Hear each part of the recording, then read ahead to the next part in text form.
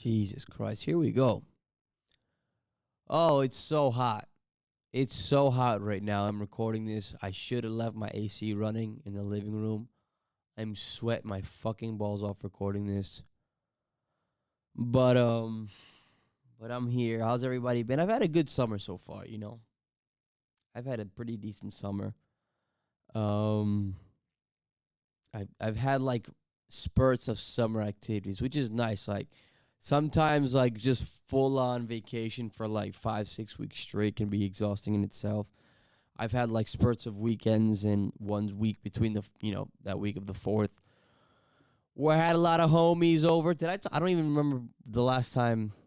Did I talk about this last episode? Oh, I don't know. Who cares?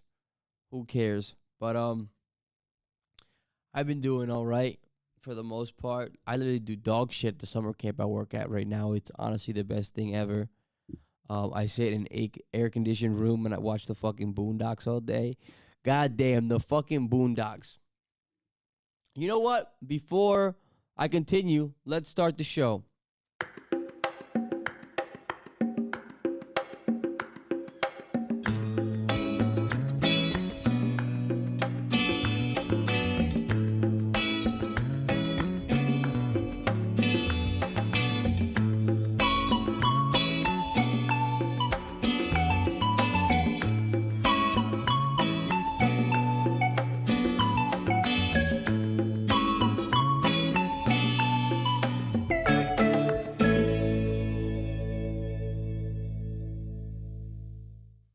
All right. Welcome back to another episode of the Nothing to Do podcast. I am your host, Jeremy. And god damn it, the Boondocks is a fucking classic, man. I've been watching the Boondocks literally all week at work today. All week at work this week and last week.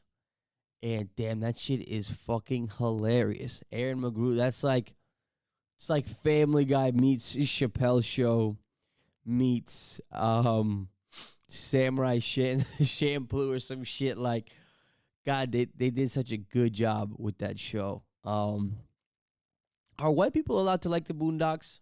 I don't know. Are they? Because I mean, I guess are white people allowed to like Chappelle Show if you really think about it? Obviously, the answer is yes. But with characters like Uncle Ruckus, he has me. Even I feel like, damn, should I even be laughing at this shit?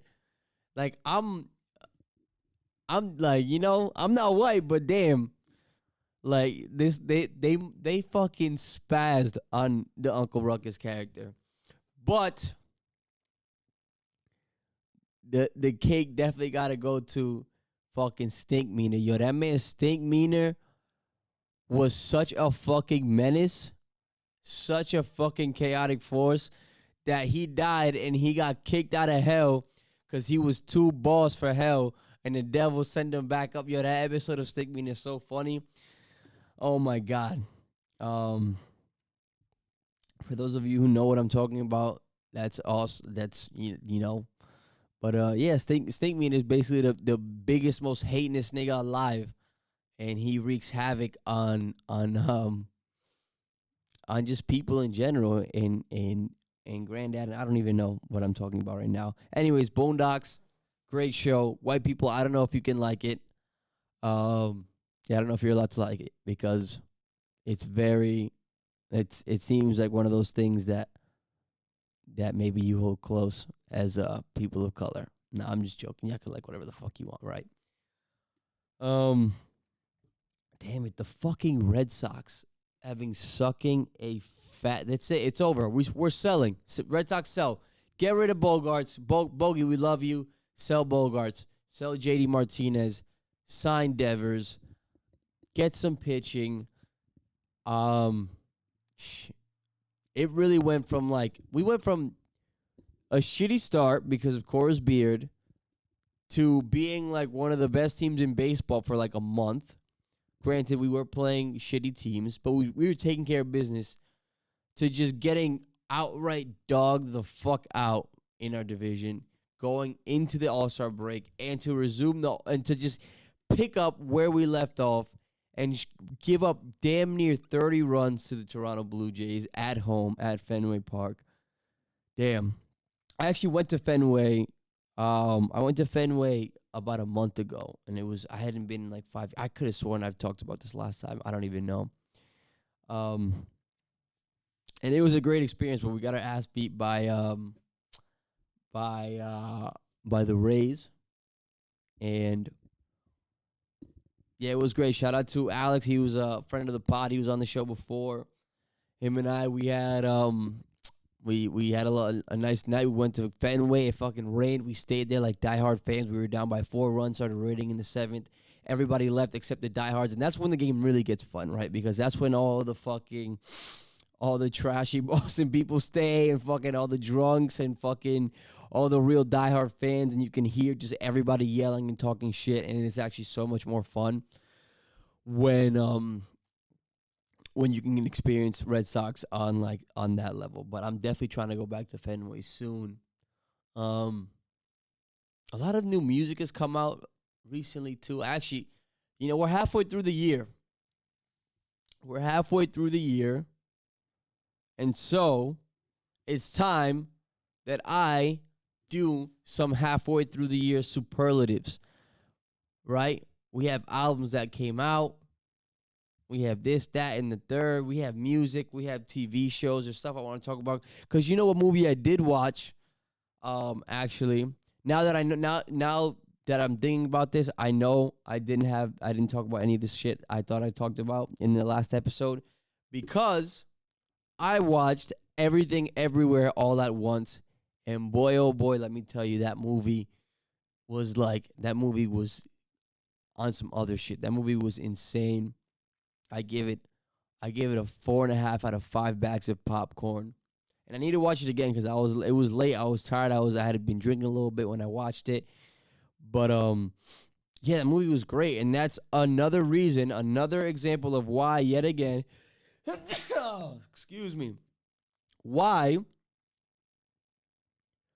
Hollywood needs to start backing these independent sort of indie type films and steer away from the fucking algorithm of big remakes and Marvel movies. And I mean, I like Marvel movies, but you know what? I'm like, all of just like the high budget, like dog shit ass films. I haven't even watched it, but I heard that new Jurassic Park, Jurassic World, whatever. I heard that movie sucked. There honestly really hasn't been that good of a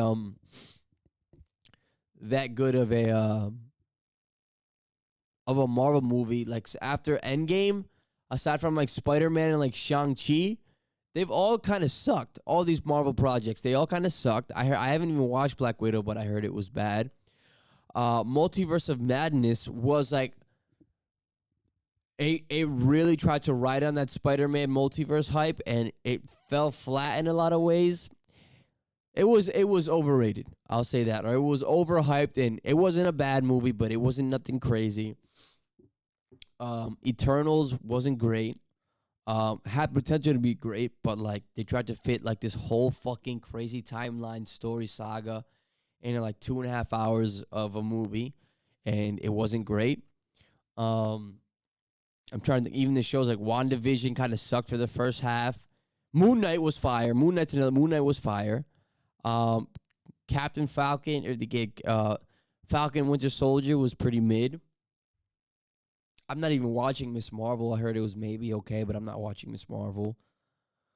Loki was good, but yeah, all in all, like these Marvel movies have been dog shit, honestly. And when it comes to the multiverse, Everything Everywhere All at Once did what it looks like Marvel is having trouble doing, is making a nice cohesive film about like multiple universes and all this shit like that. And it was great. It was fun, and it was and it even like where it took place. Like all of it mostly took place in like one setting, which is kind of unreal when you think about it. Like this all took place, and then like obviously they're traveling back and forth in terms of whatever. I'm not gonna spoil the movie, but it was a great movie with a great message, very heartwarming, very funny, very touching. I suggest you see it. 4.5 out of 5 bags of popcorn. And again, you guys, or not even you guys, but in general, Hollywood, filmmakers, whatever, we need to start backing these types of movies, these types of like groundbreaking movies that are trying to reach something that hasn't been reached yet, right? And I tried to make a list, and I know I missed a bunch, and so I'm gonna end up revisiting this topic eventually. But movies that fucking thrived when Hollywood let creators do their thing. Everything, everywhere, all at once. Great example. Get Out is another one. I've talked about Get Out. Um, you know what? I even threw that show Atlanta in there. I gotta finish the third season. Now the premise of Atlanta, in terms of it's a classic tale of like rap star, of a rap star trying to make it right. But the way they went about the way they told the story and the way they incorporated sort of like the horror and thriller genre into like a comedy slash like drama, it was like very unique in its own sense. So I almost throw Atlanta, the way that they let Atlanta go in the direction that it went in terms of how they tell that story. I'll throw Atlanta in there. Again, Breaking Bad is another one I'll throw in there. That, although obviously like the makings of a drug kingpin is like a classic Hollywood tale that people love telling, that storytellers love telling. I feel like I'm speaking really fast. Let me slow down. Woosah, let me slow down. Breaking Bad was original in the sense as to how they chose to tell that story, and through the lens of like a middle-aged fucking chemistry teacher who like basically lost his balls for lack of a better term, and was like looking to take his manhood back. And the way they told it through that lens, I would put that in there in that category. And like I said, like, yeah, I don't know. I know there's more, and I had it in my head, but when I was writing this list, a lot of them went blank. But like when Hollywood, like filmmakers and Netflix and Prime and Hulu, they really need to start backing these fucking types of stories, because obviously they're gonna always generate revenue, but when it comes to like quality fucking material, like these big budget remakes, remasters, this, that, and the third, it's not hitting. It's not hitting no more. All right. Even Marvel's starting to lose its fucking it's starting to lose its light in a lot of ways. However, they did just come out with that lineup, with that crazy ass lineup.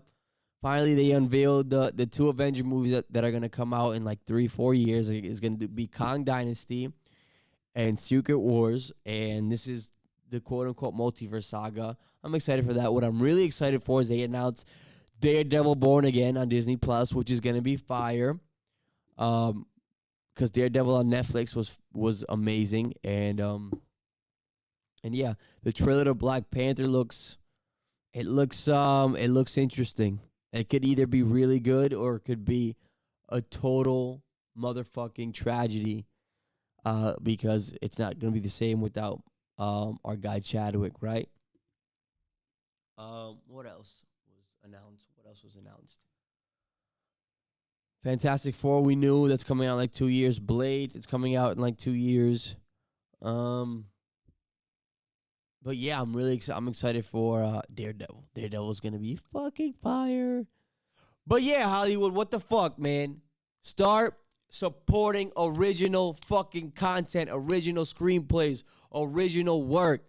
We've seen where it can take you. That movie, Nope. I heard, actually, wouldn't even say I haven't heard much about the movie, except for a podcast I listened to, and it was Bobby Lee's podcast, and he said he loved the movie. Other than that, I haven't heard much. But Get Out was amazing. I'm gonna love this movie, Nope. Us was dope. It wasn't as good as Get Out, but even then, it's just like the fact that that type of story and that type of horror film was like, it's just so unique. It makes it a good film, in and of itself. Definitely wasn't as good as Get Out, but yeah, yo, I mean, goddamn, like, it's just like, it's exhausting watching all these fucking shitty ass remakes sometimes is like nothing to be excited for in terms of like shit that's coming out. Oh, I almost forgot. I saw the fucking Weekend at Gillette Stadium. Shout out to my boy Tom Leotar. He hit me up. He won 2 tickets at a raffle for his job, and he was like, "Yo, let's go to this." The Weekend put on a motherfucking show. That man can perform, and I had a low bar for a type of show like that because when I saw Travis Scott in 2019, I lied. I realized that I was lying to myself. I said it was an okay show. I tried to give it the benefit of the doubt, but after seeing The Weeknd, it is without question that Travis Scott show fucking sucked, and he needs to. He clearly only cares about the rage aspect of his shows, as opposed to the actual performance, because like the acoustics were off, his voice sounds different. You can't even hear him, at least from what I remember. And now people are dying at his concerts, which is why I kind of took a step back, right? But anyways, yeah, The Weeknd, his voice that sounds incredible. Like honestly, he's come a long way as an artist in terms of like where his voice was when it's like he had his own sound and his voice was unique in the sense that it was different, right? And he made it work for him with like, especially with like he was singing R&B, but like, it was like very explicit lyrics like, "Why don't you sit on my face while I fuck you straight? This bitch gave me head for 4 hours up," or shit like that, right? But he has elevated, like he actually has a good fucking voice, and he did a great job. I swear, yo, that section I was sitting in, they definitely saw they saw a part of my soul for like a good 15 minutes of that concert. There was a little set that he did of he went from, what did he start with?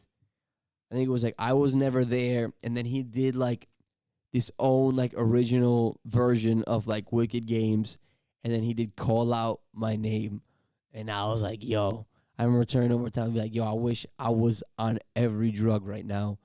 I only had a couple beers, but it's just like, it's one of those things where it's like, yo, if I was just, I wish I was on Molly, acid, shrooms, coke. I don't give a fuck. I wish I could experience this just fucking high, just peaking right now. And for those of you listening to this right now, it's like, Jeremy, how could you say that? You're saying you can't enjoy a show high? You're telling me you can't find that high? Well, fuck you, man. Fuck you. I'm not saying you can. You obviously can, right? But there's no way that you can duplicate or match an experience if you were just like tripping on something. Like, I think it would have just elevated that much more. And I think obviously like when it comes to like the danger of those types of drugs, it's just like when you kind of obviously rely on that to constantly have a good time, that's a whole other thing. But I honestly don't think, like, if that was like a one-off experience, I don't think being sober could match that if it's a good high. I don't think it can. Like, you would just like, if this is the cap right here, being on whatever you are, it'll take you here. And that's that. And I remember in that moment being like, damn, I kind of wish I was right here. I was up here just high as shit off my life, coming undone at the Weekend show. But yeah, yo, that show was incredible. And it also reminded me of the dangers of of underage girls. I don't even want to say women, fucking girls. It is unreal how grown these fucking high school girls look nowadays. It is scary. It is scary. I don't even like making eye contact with them because, listen, this show it's like 90% fucking, high schoolers. They don't know no Kiss Land. They don't know nothing about Trilogy. They don't know Wicked Games. They don't know The Morning. They know I can't feel my face. That's what they know. And that's cool. And that's good. I love New Weekend and I love Old Weekend. But yo, it is fucking scary. And it's the first, my professor in my ed psych class, right? I forget how we got on this tangent, but she was basically talking about how even kids nowadays they're going through puberty at a lot earlier age. Like instead of it being like 12, 13, 14 years old, kids are going through puberty at fucking 8, 9 years old, 10 years old. And it's like they're becoming like fucking grown, like their body is becoming in the. So I'm speaking with regards to women, like they're turning into women at ages 13, which is fucking terrifying for so many reasons. But I'm coming at the angle that I do not want to catch a case. I was trying my best to give off like, I can't even give off a dad vibe because like I clearly don't look old enough. But I was literally just like, don't even look at me. Don't even look at me right now. Because it is unreal. Just fucking 15, 16-year-old girls with fucking bodies. And she's like, oh my God, like this is insane. Get me the fuck out of here. But yeah, yo, the weekend was an incredible experience. I went for free. I would have paid money for it. Again, I'm gonna give that a 4.9 out of 5 bags. Fucking made my week last week. Don and Fem, still, I almost forgot about that album. Great, which is funny because that was all I was listening to for the first like 4 months of 2022, because that album came out in like January, like the second week of January, which leads me to the best albums of 2022 so far as of July 25th, 2022. All these fantastic albums that have come out. I know I've missed some. We're going to go down the list here, ladies and gentlemen. And since I got some better lighting right now because the sun just came out, I'm going to switch over to camera one. Lighting still sucks on camera one right now. But let's see. First things first. First on the list, the Dreamville tape. The Dreamville tape. So far, one of the most surprising drops of 2022. Had a lot of great hits. That first, it was a great tape. Great features. Ari Lennox's tracks, they were both amazing. Obviously, all of J. Cole's tracks were dope. There was a lot of sleeper tracks from artists that obviously like I don't really listen to, but like I forgot how cohesive of a group Dreamville is till I heard this tape. This is the D-Day tape, right? Dreamville 3. The second one that came out, I wasn't too crazy about. I like this one a lot better. So yeah, I'm gonna give that. I'll give the Dreamville tape a 3.7 out of 5 bags. Next up, we have Peace Fly God. Peace Fly God. Yo, this album comes out, and it reminds me why it is I really only check for Westside Gunn and just like the Griselda camp in general. Westside Gunn specifically brings a level of artistry to gangster and drug rap that you cannot find anywhere else, and I'm going to say that right now. And that man, Stove God Cooks, he is the feature artist of the last 2-3 years. Fuck Lil Baby. Forget J. Cole and his features, who honestly this year has had probably top 3 of the top 5 best features so far that I can think of off the top of my head. There is something about Stove God Cooks when he hops on a track with Boldy, with Conway, with Westside Gunn specifically, where this motherfucker just spazzes. Hey, yo, and the thing with Stove God too is that he's like a one-trick pony, and I don't mean this in any in any disrespectful or like in a talking down, like in a negative. I don't mean this in a negative way at all. Like he literally he talks about cooking cocaine, right? He talks about drugs and shit, and then he he in conjunction, he like juxtaposes it with like these like metaphors and like and like bringing, very niche but legendary like NBA athletes into his raps. But every single time it just he just hits and like he just fucking finds the X and he hits the X on the spot, like on the spot, bro. Honestly, Stove God makes me feel like I sell drugs. He makes me feel like I want to sell drugs and that I want to sell cocaine and crack and all that shit. Like, honestly, I listen to Stove God and I'm really about to go. I'm about to go fucking polish up my resume, if you know what I'm saying. Like, yo, like, I don't know another way to put it. Stove God, keep fucking giving us, keep feeding us, Stove God. We are taking communion by the stove, okay? We're taking communion at the stove. And we are listening to you preach, and I am here. I'm here for the Stove God Church, all right? Peace, Fly God. I'm going to give that a 4-1. Probably give it a 4-1 out of 5 bags of popcorn. Let's see. I am fucking sweating. Like, I want to push through this episode, but I am so fucking hot right now. Oh, my God. Next one. We got Mr. Morale and the Big Steppers. It's funny because I switched over to camera 1, and I've just been looking at camera 2 this whole time.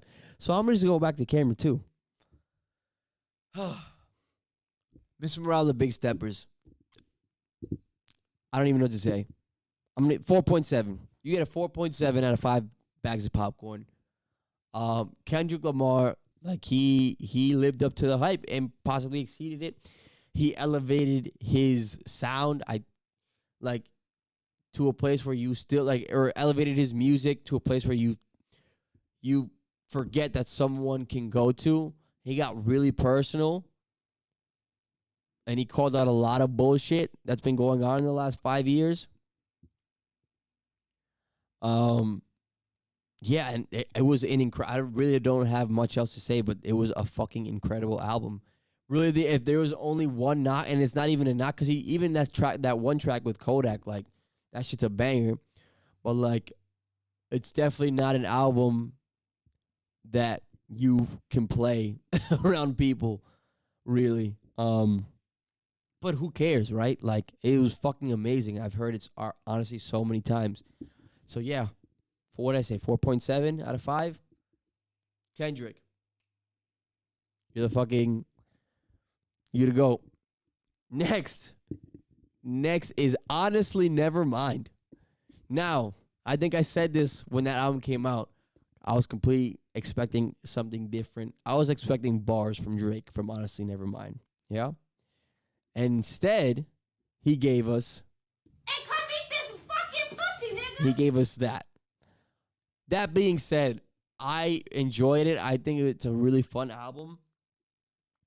I think if you are actually into house music on a certain level, more than average, I think this is still a fine album. Not even it's probably subpar. I bet you if I were to talk to a house music, someone who actually listens to actual house, which I actually have, and they said that a lot of the songs have felt they felt incomplete.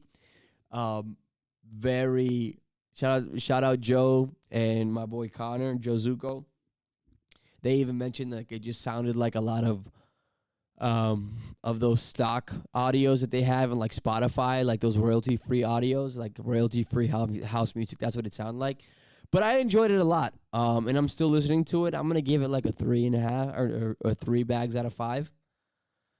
Tana Talk 4, I forgot that came out today. Benny the Butcher. Again, solid. He's not my favorite in the camp. I mostly like his features that he has with Conway and with Westside.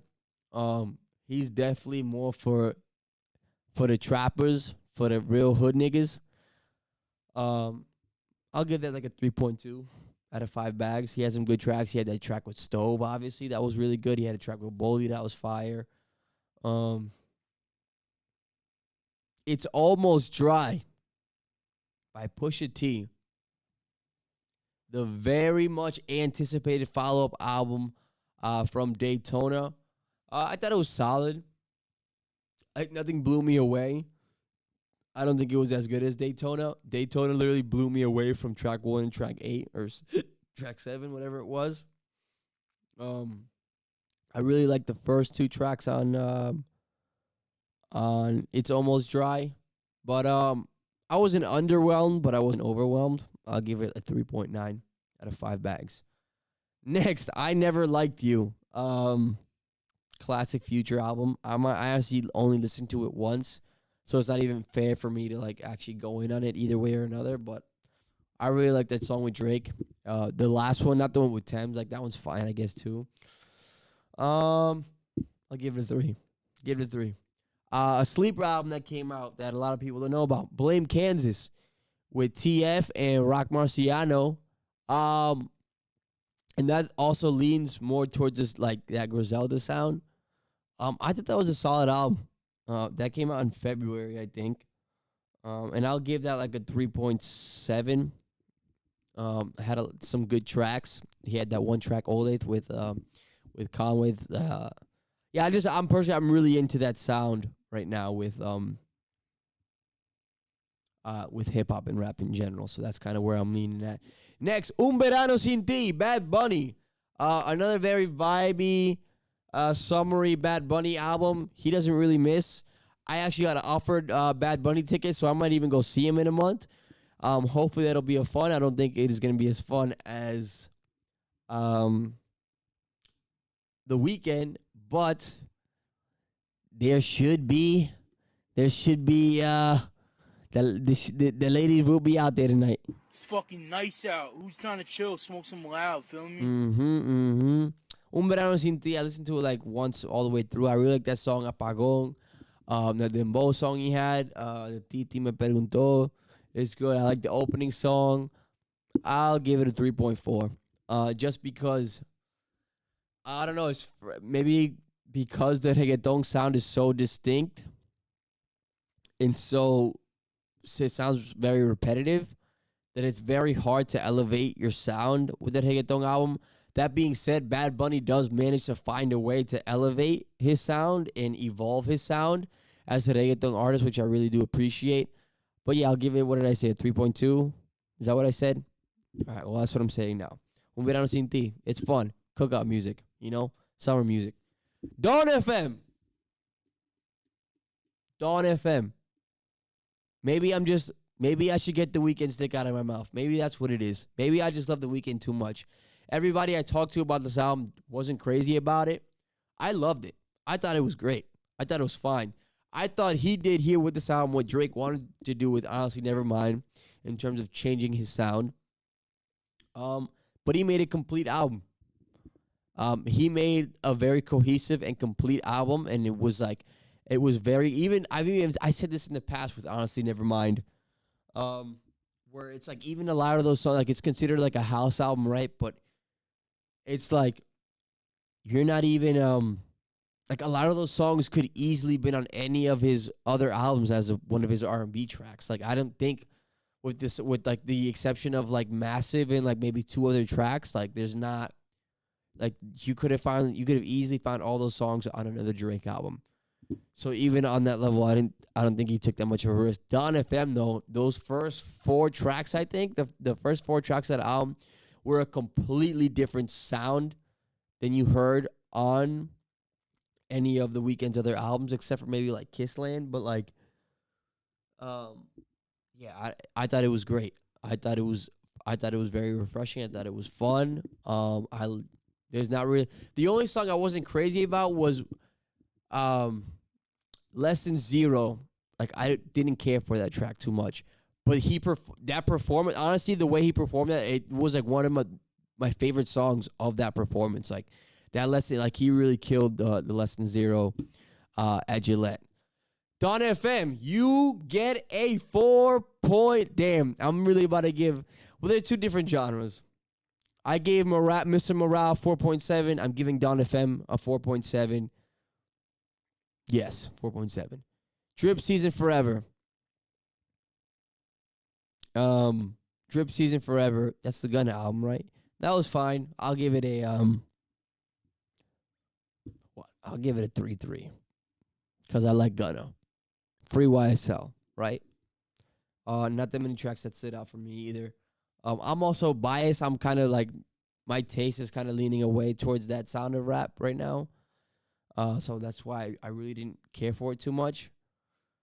So yeah, I mean, but if I'm going top 3 albums of the year so far, I'm gonna have to go Peace Fly God. I'm gonna have to go Mr. Morale, and I'm gonna have to go Don FM. Yeah. And I'm going to have to go with Stove God as feature artist, not only of this year, but of last year and the year before. Stove God, we take communion on the stove. Have a book signing by the stove. You know what I'm saying? What he said? He said, take the other door if we gonna fit them all. Is it fire? Is it fat? No. He said it don't matter long as we get it off. And when they overdose it, make them get it more. To this day. You know nothing about that. I know nothing about that. But when he raps it, I feel like I know something about that. All right? And that's what I like to feel when I listen to music.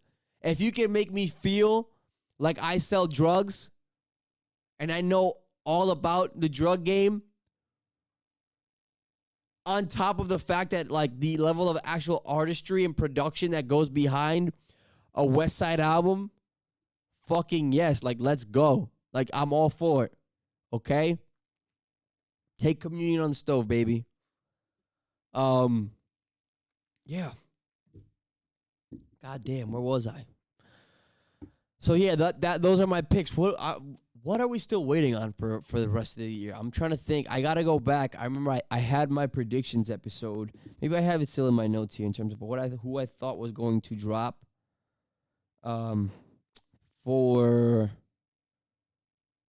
For this year.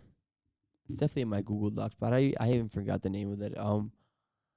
I said SZA. We're still waiting for a SZA album. She came out with some singles in these last, 12 months. Rihanna is due up, but I doubt she's dropping anything anytime soon. Knock on wood, maybe that's just me putting that reverse energy out there. This is me saying that, hoping that she does drop an album with her, with new inspiration from her dear beloved child that was born a couple months ago.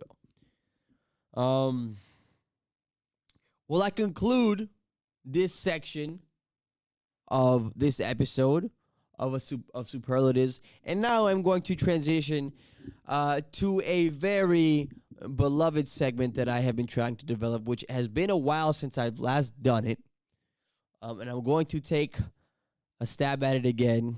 I don't know why I always just feel so dumb when I'm trying to articulate this segment, and like I didn't put in enough work. But hey, it's fine. I feel like I'm yelling into the mic, and I'm going to hear this when I'm editing it. I'm going to be fucking mad at myself. I got to bring the levels down right now. But here we go. It's another day and another Read Yourself to Death. And today, my lovely audience, I'm going to talk about the default to truth theory. What is default to truth, you ask, Jeremy? Well, let me explain it to you. Have you ever been manipulated or lied to or deceived and have kind of felt like, what the fuck? Why would you lie to me about that? Why would you not tell me the truth about that? Why would you say that you did XYZ when you really did A, B, and C? Right? Well, you're not alone. So I read this book. It's called It's called Talking to Strangers. What to Know About the People We Don't Know by the very, very intelligent Malcolm Gladwell. This is the second Malcolm Gladwell book I've read in the last 12 months. He's dope. He has a lot of insight. He basically, a lot of his or at least these two books where he takes a lot of big stories, whether it's the Jerry Sandusky trial, whether it's Bernie Madoff, whether it's Sandra Bland, and other maybe not so big stories, but just things that have happened throughout history, whether it's been experiments, policing in Kansas City was a big topic that he talked about in the 90s. Policing. Anyways, he takes these sort of stories, these events, these things have taken place, and kind of offers a new perspective, a new lens on how to view them and how these people in these stories have ended up in this situation. And I want to talk about today Ana Belén Montes. The story of Ana Belén Montes, who was one of the U.S.'s most,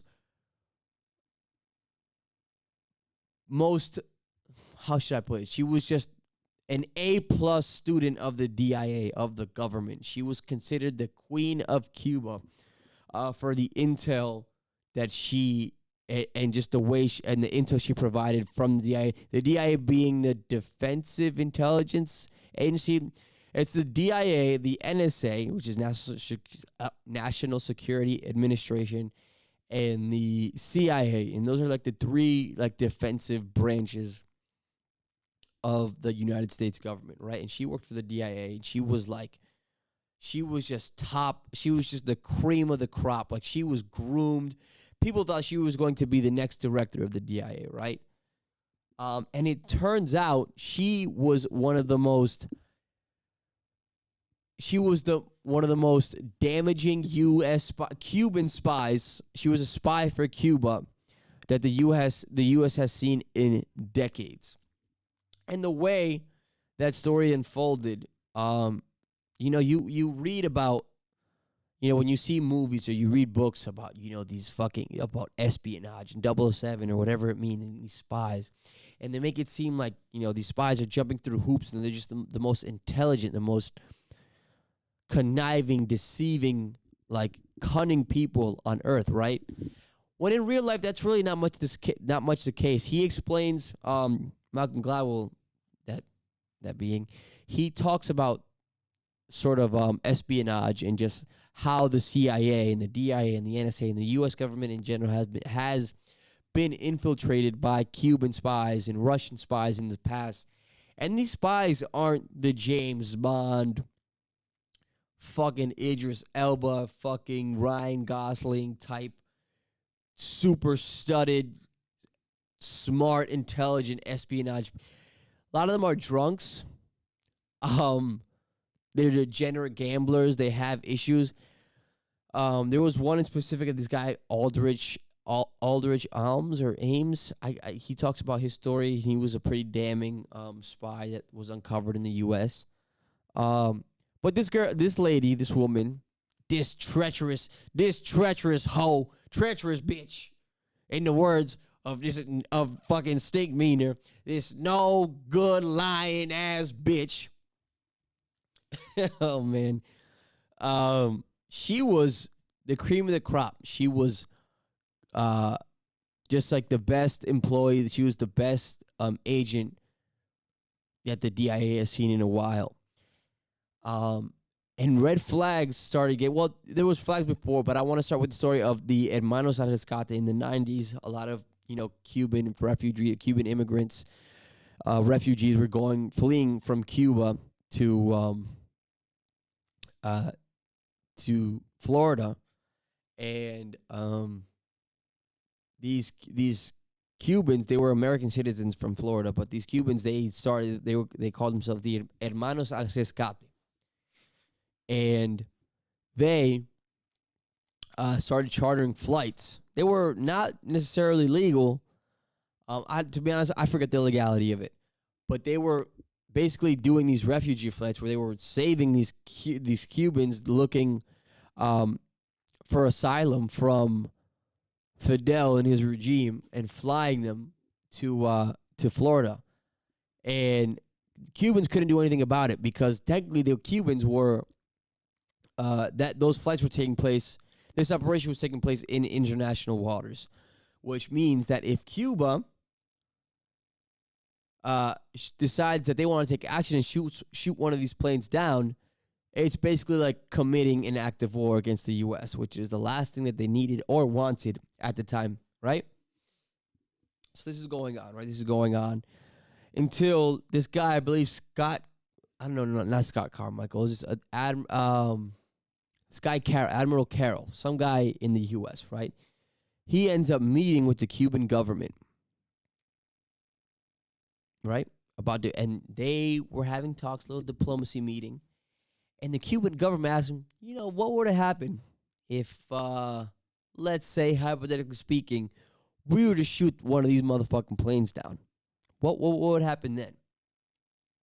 And the response wasn't too alarming. It wasn't too there wasn't much urgency in the response. Anyways, that being said, a day later, 2 days later, there was another operation going from Hermanos al Rescate, and lo and behold, they get fucking shot down.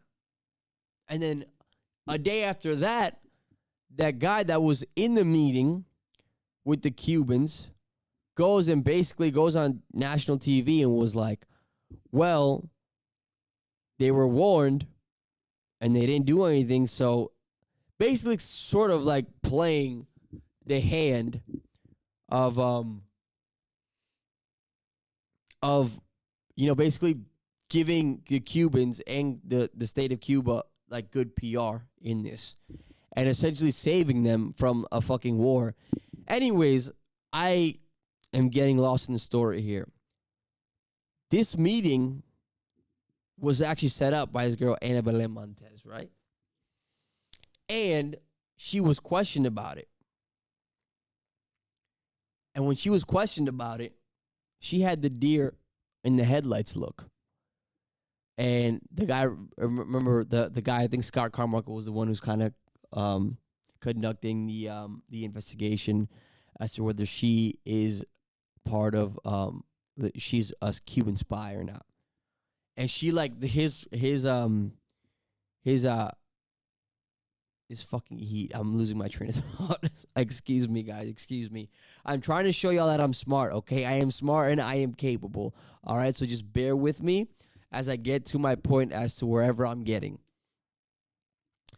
But yeah, so she was basically like deer in the headlights, was completely like quiet and silent, like not defending herself when she was being accused of possibly being a spy. And which is one red flag. Boom. That's already a red flag. But the guys who were conducting the investigation, they kept giving her the benefit of the doubt. Oh no, this girl is Queen of Cuba.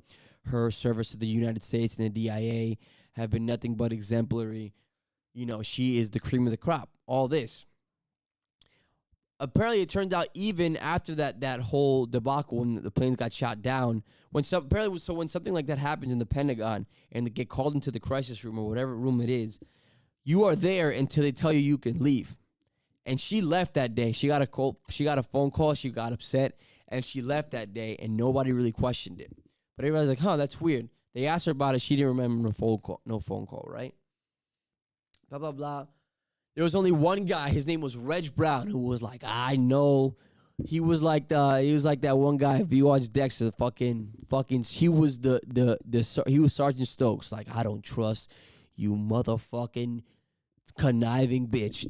There's something wrong with you, because before there was another operation where they had a bunch of info and a bunch of evidence on like a bunch of drug moves that these Cubans were making, high political fishes, blah, blah, blah.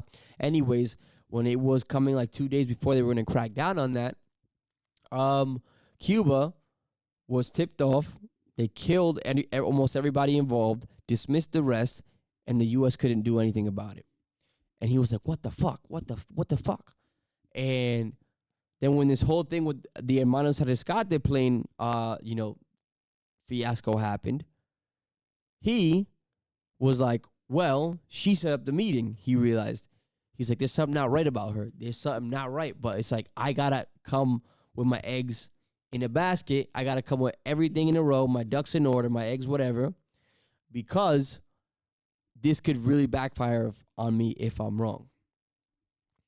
The guy, Carmichael, conducting the investigation, kept dismissing all the red flags that kind of came up in the investigation, and ultimately she was let go until like 4 or 5 years later. I think something else may have happened. This other guy came in, and basically the way they figured out, she ended up being convicted as a spy for conspiracy to spy on you, whatever the fuck you call that charge. And she was, how did they do it? God damn it. What the fuck? Hold on. How did they do it, guys? I'm so sorry. Stay with me. Stay with me. Yeah, so basically she visited Guantanamo at some point in July 4th, 1996, right? It's in the 4th of July, but she would have needed clearance to get there 4 months in advance, right? And the CIA, or I think it was the NSA had tipped off the CIA and the DIA that, there was a spy up there. They don't know what it is, but there's a spy from Washington, coming from Washington, giving highly sensitive information. And they go back to the logs to people who were requesting to go to Guantanamo, and boom, lo and behold, it was Ana Belén Montes, right? Long story short, all the red flags were there. She wasn't this crazy, conniving, like very intelligent spy that people actually. I think you go back and read, and they say that a bunch of codes and a lot of the protocols she had in terms of that was used to get from her, to communicate from her to Cuba or whatever. Like she hid that in her purse, like a lot of like very sloppy shit. Like it wasn't nothing crazy. But this goes back to the default to truth theory. And it's this psychologist, Tim Levine. He kind of breaks it down where it's us as humans have the tendency to basically give people the benefit of the doubt up to the point where a trigger happens. And that trigger being it's like basically something that casts such a big doubt in your head that you can't really explain it away. So basically saying that us as humans, we have the tendency to explain everything away until it is no longer that you can explain it away, right? Then there's no room for doubt. There's no room for thinking, oh, well, maybe it's because of this, maybe because of... No. The evidence is too overwhelming. And he kind of did it. He had this experiment where he what was the experiment? He had college students come in and play a trivia game with really hard trivia questions, and they were supposed to take it with a partner who they didn't know. And part of the study was they would go in, they would take it, the proctor would be there, and all of a sudden the proctor had to leave. And then right there, as the test taker, a flag is raised, right? Okay, I know I'm in some sort of study. Now the guy's leaving, and the answers are here. This is almost too good to be true, right? So the red flags are there. Lo and behold, they don't know is that the partner that they have is also part of the study, and that partner is basically trying to egg you on to cheat. And what he found, going back, and then like he would have these people, like a bunch of other people, Malcolm Gladwell included, like in psychologists, and they would go back and look at the tapes and see if you could tell who was lying and who was not about whether they cheated or not. And turns out it was really only about 56% hit rate, which seems, right, it seems like it's just a toss of a coin. Like we really, as humans, haven't developed the skill of detecting, of having like these really astute deception detecting skills, right? But then what they later found out is they split it up. And what was interesting was that they were split it up in terms of like the people who were lying and people who were telling the truth. It was like 22 and 22. There was 44 videos in total. And what he found was that people are more likely to be right about people that were telling the truth as opposed to right about people who were telling a lie. Which goes back to what I was explaining in terms of we have, as humans, just the inclination. We are inclined to automatically give the benefit of the doubt and to think somebody's telling the truth as opposed to lying, right? And then he frames this theory in the Bernie Madoff case as to why he got away with it for as long as he did. In the Jerry Sandusky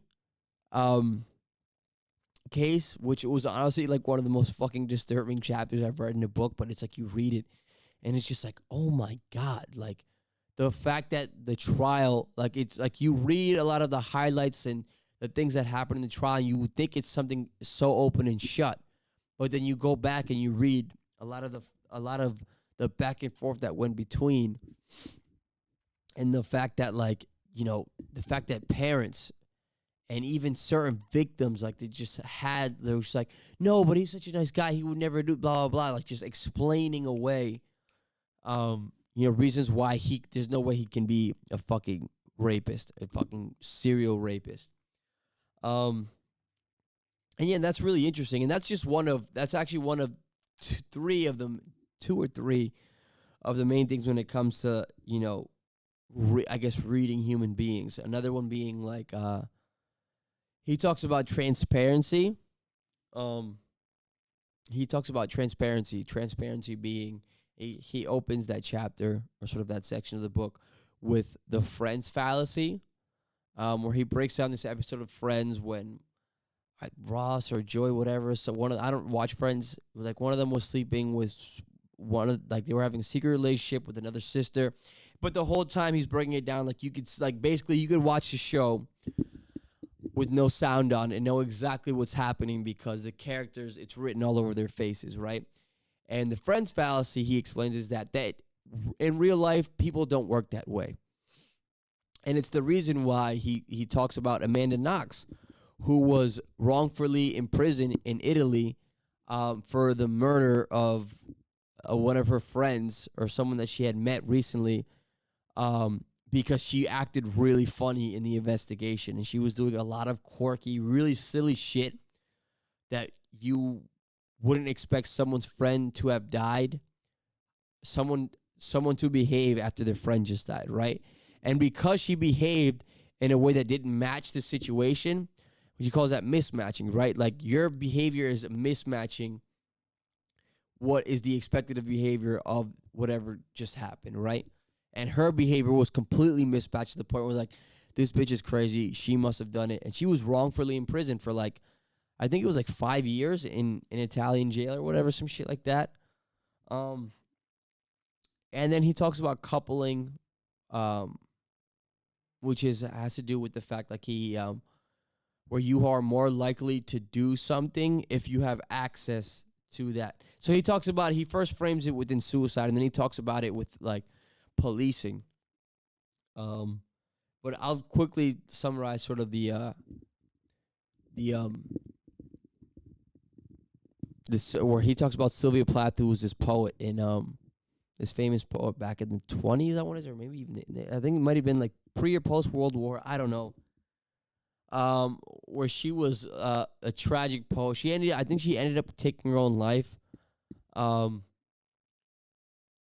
a lot of the ways people, like especially with women, the way they took their life back in the day, they did it through basically carbon monoxide poisoning.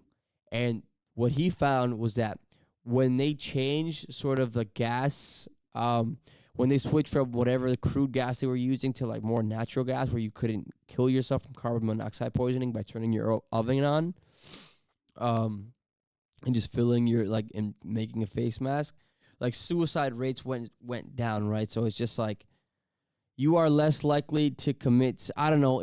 That one's a little bit trickier. I'm kind of rereading that, but it's a really interesting book in terms of ways to look at how human beings behave and why or why not why or why not we are good or not good at making sense of a stranger, so to speak, in its essence. So I recommend that book. It's called Steve. It's called Steve. Why did I say Steve? Where the fuck? I think I'm getting a fucking heat stroke right now. I'm fucking talking. It's called When Strangers, or what we know about strangers, or God damn it. It is called Talking to Strangers by Malcolm Gladwell. I highly recommend it. Okay, and that concludes today's segment of Read Yourself to Death. I hope I didn't confuse you too much, and I promise that I'll come back stronger next time, folks. But I will conclude this episode. Again, shout out to my sister who starts Brown in like a week, and she's back on her island, and I'm so happy to have her back. Shout out to my boy Tom to for those weekend tickets. I had a really good time with you on Thursday, man. I really appreciate you thinking of me and taking me to that concert because I fucking love The Weeknd. And also, I have, as you can see, I have my Maya's Voice shirt on. So for those of you who don't know, Maya Brophy Borman, I hope I'm saying her name correctly. She was a friend of ours who tragically passed away. It's been almost a year to the day. Unfortunately, she was caught up in a drive-by shooting, which is someone of someone like her. Is the last place you would expect for her even be nearly even remote a victim to such violence, and it's really unfortunate. So she passed away tragically a year ago. And she has this, friends and family has started this scholarship fund called Maya's Voice, and it is a scholarship fund for students who want to study at it's a scholarship fund for students looking to study in either Rhode Island College or University of Rhode Island that are looking to get a degree in in speech. It's a speech. I'm sorry. I should have been more prepared for this. I'm sorry, my friends and family, for butchering this, but I do want to bring awareness to this because her scholarship fund names pursuing a field, basically pursuing in field and helping kids or people with communicative disorders like speech, language pathology, and audiology. Maya, she had just got her, I want to say her grad degree from Northeastern last year, and she was on her way to fucking doing big things, and unfortunately she got caught up in a drive-by shooting. And she was so young, man. But yeah, I have her shirt. This is supporting her scholarship. You can go look it up on Instagram. And there's a link in the bio for more info on her scholarship fund and how you can donate and how you can help. So yeah, this is my Maya's Voice shirt. I think her birthday was like this weekend. And unfortunately, yeah, she passed away very close to her birthday. So, but yeah, go check that out and go help if you can. I really don't have anything else. I hope you guys enjoyed. So until next time, you dirtbags, holla. Damn, it is so fucking hot.